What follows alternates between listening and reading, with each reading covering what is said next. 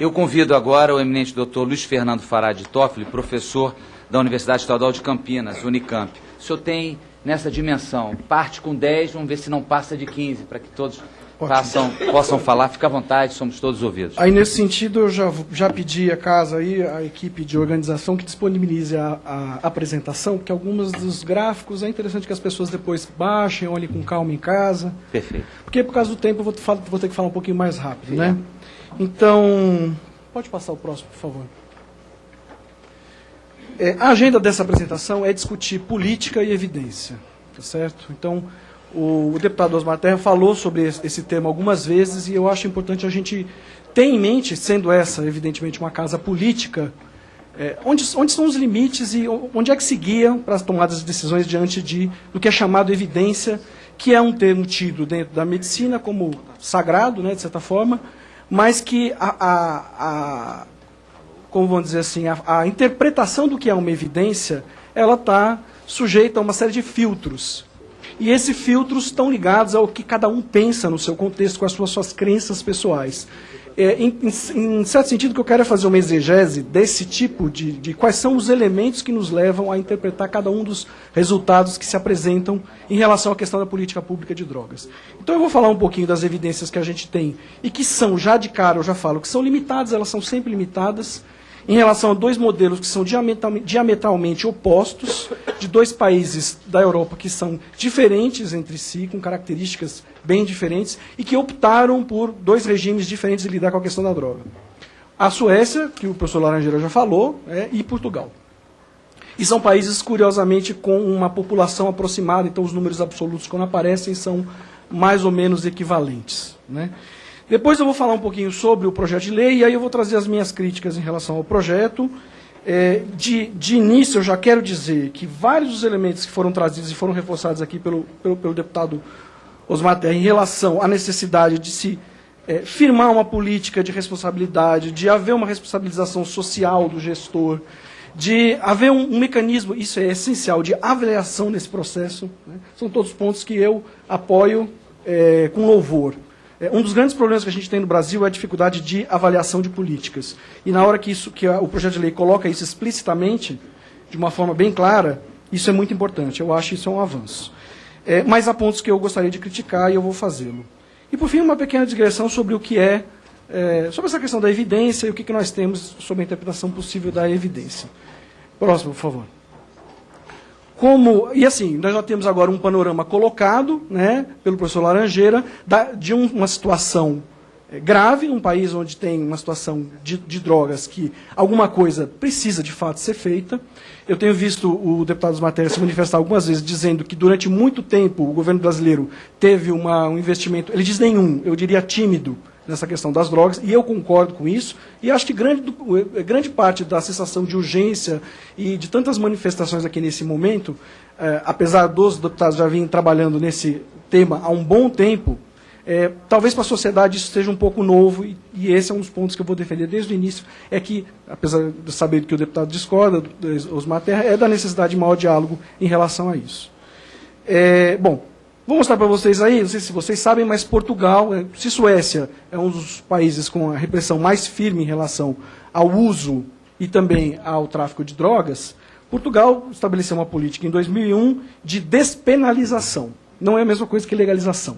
Basicamente é uma distinção entre quem trafica e entre quem usa droga, e quem usa droga é tratado como um paciente, né, em princípio, e não como um criminoso. Esse é o princípio básico. E a diferenciação de um aspecto para o outro é uma quantidade. Né, então, eles estabeleceram um critério objetivo que distinguiria quem é usuário de quem é traficante. Quem trabalha com clínica sabe que isso é muito subjetivo. Né. Um número, ele é uma necessidade para se evitar que quem tenha que fazer essa decisão seja, por exemplo, o policial. Essa é uma das críticas que se coloca a necessidade de se fazer essa distinção, independente se for para despenalizar ou se for para manter como já está na lei atual. Né? Mas existe uma sugestão nesse sentido, algumas pessoas defendem esse ponto. Né? E aí nós temos o que aconteceu em relação às mortes relacionadas ao uso de drogas em Portugal, né? Depois que houve essa despenalização. O mundo acabou em Portugal? Não.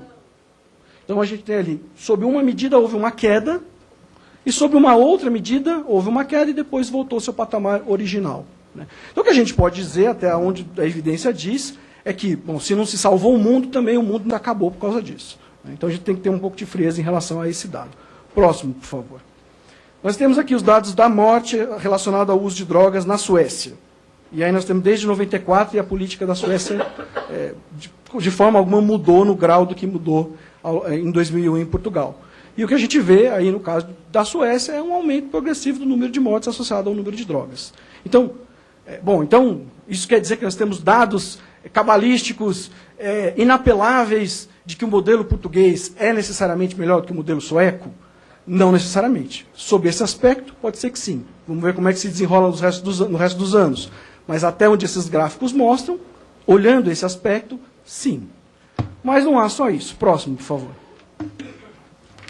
Vocês vão me perdoar, esse slide está bem invisível, mas então vocês vão ter que acreditar no que eu estou falando e depois olharem na internet, baixarem e olharem na internet.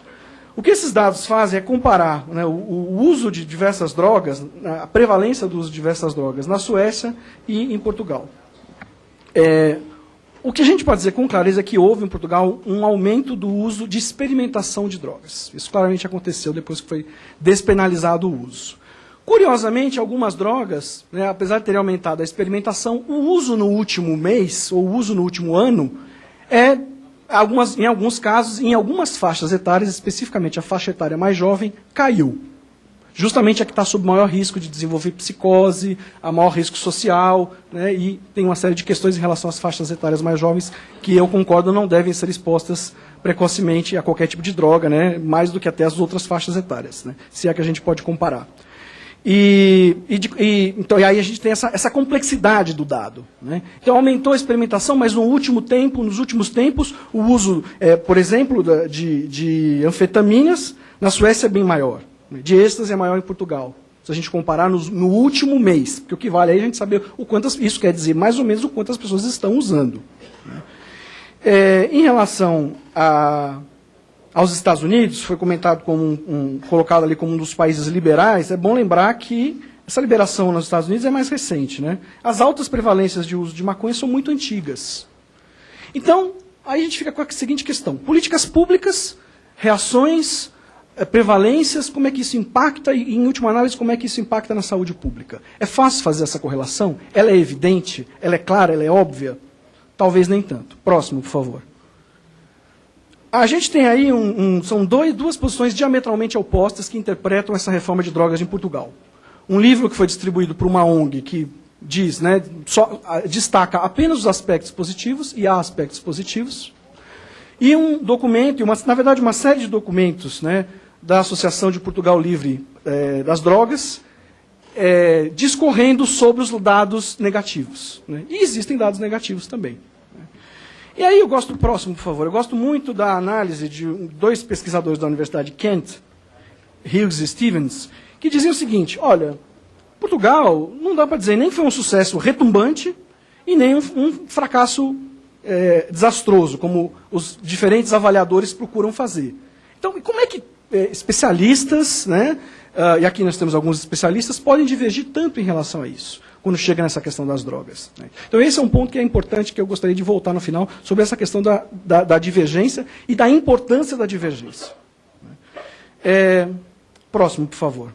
E aí, Stevens gosta de reforçar, e aí tem mais uma vez, não está muito fácil de vocês verem o slide, né, mas esse slide ele mostra, né, uma correlação entre o número de usuários de maconha, isso está no eixo Y, né, no eixo do canto aqui mais próximo de mim, né, e no horizontal está o que eles chamam de índice de decomodificação, né, ou desmercantilização. Eles são um dado sociológico que sugere, né, calcula o quanto uma sociedade olha os seus membros como mercadoria. Suécia e Portugal, por exemplo, são dois países que têm esses índices baixos. Estados Unidos estão colocados dentro dessa teoria sociológica como um país que tem esses índices altos. E existe uma correlação entre a quantidade de pessoas que fumam maconha e a maneira que a sociedade vê, né, o ser humano, em última instância. E como nós temos aqui pessoas de diversas posições, mas que estão preocupadas com uma visão em relação ao ser humano, eu acho que essa é uma questão importante. Próximo, por favor. Bom, aí eu quero lembrar para vocês, dados que vocês já sabem, né, mas é bom a gente saber, relembrar, que se houve, né, de 2005 para cá, um aumento de quase 2 vezes, né, da população carcerária do Brasil, o aumento de presos por tráfico foi de 4 vezes nesse período. Alguns especialistas entendem que isso se deu pelo fato da entrada da nova lei, que é uma lei que praticamente despenaliza, não descriminaliza, mas assim, coloca sanções muito suaves no usuário, mas ao mesmo tempo não fez distinção de quem era usuário e de quem era traficante. Essa é uma questão que eu acho fundamental, porque ela coloca, né, a decisão não na casa legislativa, mas em quem está lá aprendendo o cidadão, prendendo o cidadão, e nós sabemos que existe um viés a ser tratado nesse país, existe um passivo social, né, que é o da... Ainda temos sido um país escravocrata até bem pouco tempo, existe uma grande chance de um jovem pobre e negro que usa ser considerado um traficante, e um traficante branco e rico ser considerado usuário.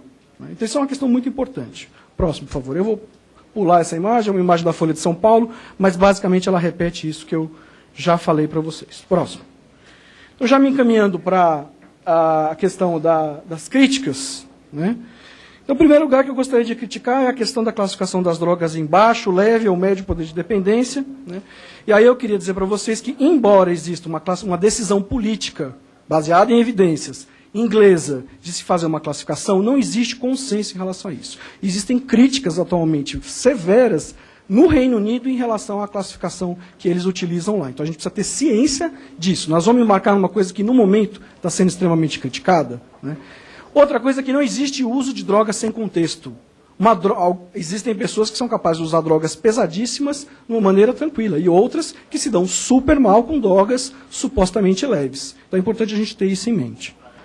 Próximo, por favor. Só para a gente ter uma ideia do que isso quer dizer, esse gráfico levou à mudança do principal conselheiro de drogas do Reino Unido. Ele foi botado para fora porque ele publicou essa pesquisa na revista Lancet, né, sugerindo, né, uma reclassificação das drogas pelo seu nível de dano à sociedade e ao indivíduo.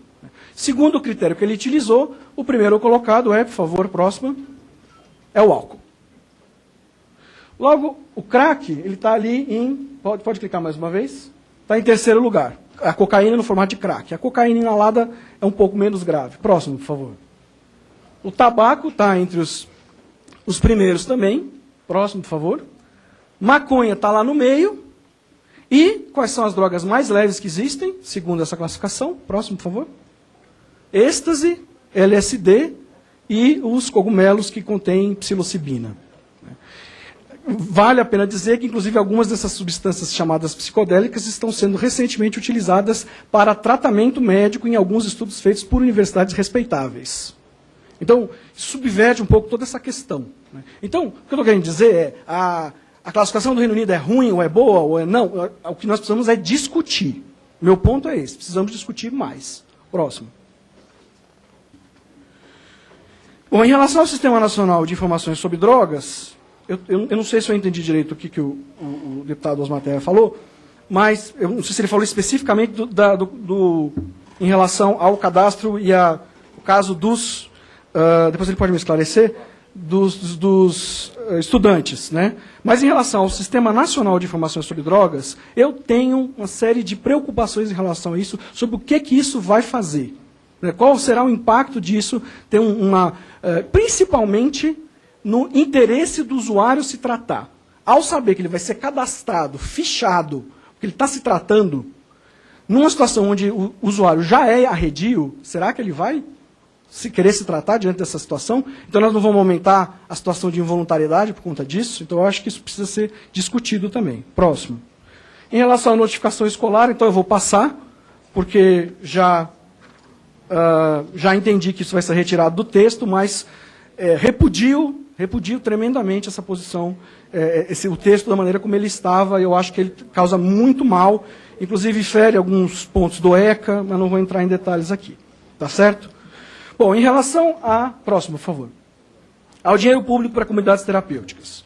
Primeira coisa que a gente precisa entender é o seguinte, comunidade terapêutica é uma forma de cuidar de pessoas. É uma forma de cuidar de pessoas, não vou negar isso de maneira alguma. E existem comunidades terapêuticas extremamente sérias no Brasil. Agora, existem aquelas que não são sérias, já vi até o próprio deputado Caribão falar isso na televisão, deixar isso com uma clareza. E a minha sensação é que esse projeto de lei não permite uma fiscalização adequada para a gente ter uma clareza, ou eu não consegui entender, para a gente poder ter uma suficiente accountability, né, que é uma responsabilidade social. Mais do que isso, da maneira que está redigida, coloca o poder dessa administração às próprias comunidades. E eu acho isso tem sido uma das críticas que tem colocado, eu concordo com essa crítica, eu acho que a gente precisa ter um cuidado com isso. O projeto de lei ele é monocórdico em alguns elementos e a gente precisa de redes plurais. Nós precisamos não só de acolhimento, e eu pessoalmente prefiro que o acolhimento seja feito pelo Estado. Essa é a minha opinião pessoal. Por entidades do Estado, mantidas, organizadas dentro do sistema. Mas nós precisamos de consultório na rua, nós precisamos de unidades de internação em hospital geral, nós precisamos de uma rede de capilaridade que atinja a todos. Porque o indivíduo que quer se manter em abstinência numa comunidade acolhedora ou comunidade terapêutica é uma pessoa. Existe um outro que, se não houver um cuidado e uma maneira e um manejo adequado, essas pessoas vão ficar num ciclo de internação e reinternação e nada será resolvido. Então, existem algumas abordagens que precisam ser discutidas também, inclusive que estão previstas na própria lei. Né? Próximo, por favor. Essa é uma questão que eu acho complexa, né, muito atual, muito discutida neste país, que é a questão da laicidade. Segundo a avaliação, inclusive, da Secretaria-Geral, de uma nota técnica da Secretaria-Geral da Presidência da República, a parte que sugere parceria com entidades religiosas feriria a laicidade do Estado, né, prevista na Constituição. Próximo. Em relação ao aumento de penas, eu já falei um pouco para vocês sobre isso, não vou me estender, o meu tempo já estourou, mas a grande questão é a seguinte, nós estamos num país iníquo. Como é que a gente pode garantir que exista uma aplicação justa da lei? Como é que a gente pode esclarecer quem é usuário e quem é traficante? E próximo, isso aqui é um estudo recente, desse ano, de Vuolo, onde ele fez uma avaliação estatística entre as políticas de drogas e as taxas de prevalência em relação ao uso de drogas no último mês, em 2002 e em 2004. Próximo, por favor. E o resultado que apareceu é que, naqueles países onde houve uma distinção e uma despenalização, ou maior leniência, houve uma redução no consumo de drogas nas faixas etárias mais jovens. Isso é importante se falar. Bom, por fim, para falar do foco da internação involuntária e compulsória, por favor, próximo. Gostaria de dizer para vocês o seguinte. Se não há evidência de que há piores resultados, não há evidência de melhores resultados. Existem sérias questões éticas envolvidas que precisam ser, inclusive, avaliadas, porque os órgãos internacionais têm criticado o uso indiscriminado, especificamente da coerção, da internação compulsória. Aí isso é um matagal de definições, existe tratamento coercitivo que não é de internação, e existe a questão do tratamento involuntário, como já foi colocado. O ponto que eu quero puxar aqui, que acho que outros vão falar sobre o assunto depois, é o seguinte, próximo. Por que não investir no sistema? Porque essa lei não fala de outras modalidades, a não ser as comunidades terapêuticas e a internação.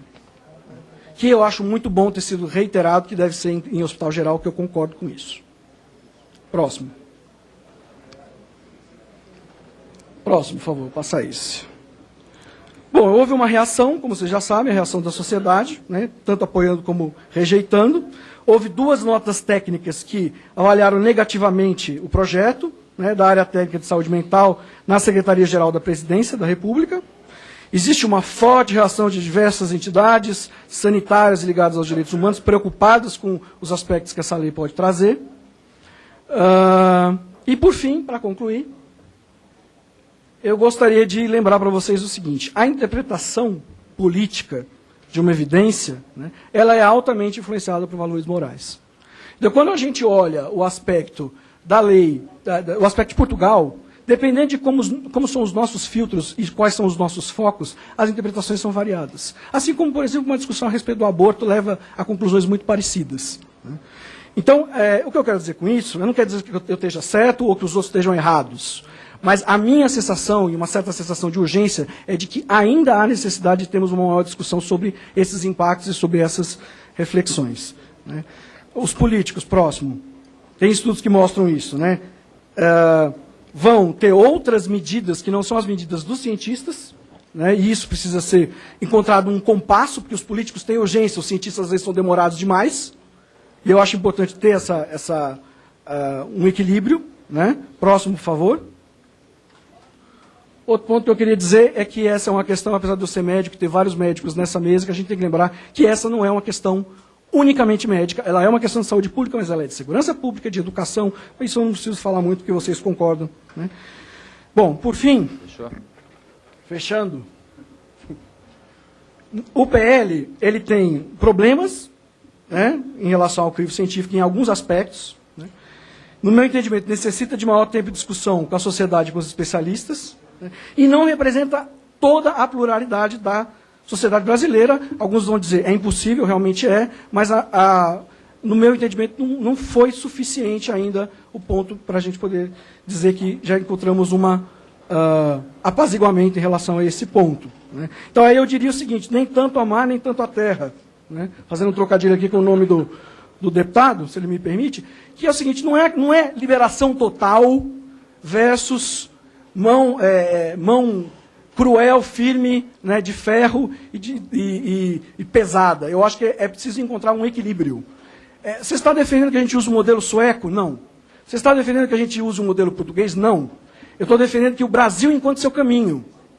E, no meu entendimento, o projeto só reforça o que já existe e que já tem alguns impactos que não são positivos. Então, nesse sentido que eu peço aos deputados dessa casa que possam trazer a possibilidade de maiores discussões em relação a esse projeto. Obrigado.